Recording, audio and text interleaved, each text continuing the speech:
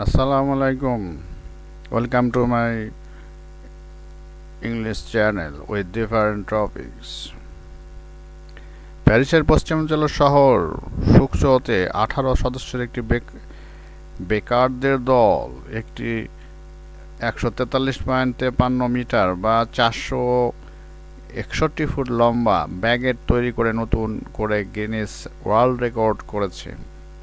গত 5 বছর ধরে ইতালির কোমা শহরে বেকারদের দখলে থাকার পর ফ্রান্স তাদের রেকর্ডটি পুনরুদ্ধার করেছে।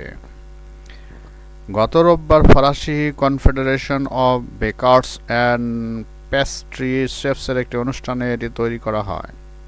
কনফেডারেশন সভাপতি ডমিনিক অ্যানাক্ট বলেন, হাতে বানানো দীর্ঘতম ব্যাকেটের রেকর্ডের জন্য অদম্য ইচ্ছাশক্তি ও সম্মিলিত প্রচেষ্টার প্রয়োজন।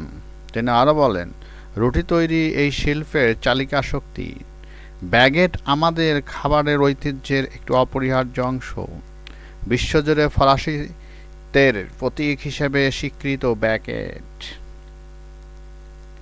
গিনেসের নিয়মানুসারে ব্যাগেট সাধারণত কমপক্ষে 5 সেন্টিমিটার পুরু ও লম্বায় প্রায় 60 সেন্টিমিটার হয়ে থাকে। প্রতিটি ব্যাগেটের ওজন 250 গ্রাম। শুধু গমের ময়দা, পানি, লবণ ও ইস্ট দিয়ে এটা বানানো হয়।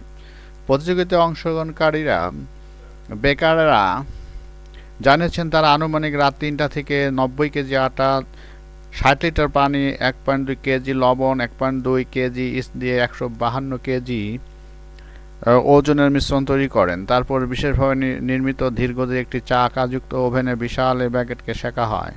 শহরটির মেয়র গুডলাইম বাবি বলেন, বিশ্বের বিগত ব্যাগেটে অংশগ্রহণ করে আমি গর্বিত।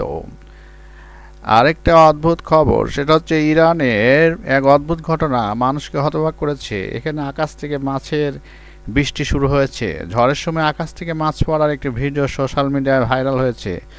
ভিডিওটি দেখে দেশে পড়ে গেছে হইচই। আসলে হইচই পড়ার কথা, কারণ কার জন্মে কে শুনেছে আকাশ থেকে মাছ পড়ার কথা। অবশেষে কৌতূহলীরা বিষয়টি নিয়ে শরণাপন্ন হন বিশেষজ্ঞরা বলেন, এটি ঘটে যখন একটি টর্নেডো সমুদ্রের পানির উপর দিয়ে যায়।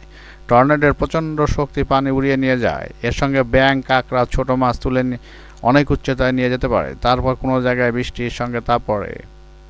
ধন্যবাদ। চ্যানেলটি সাবস্ক্রাইব করবেন আরও অদ্ভুত অবাক কাণ্ড ভিডিও দেখার জন্য।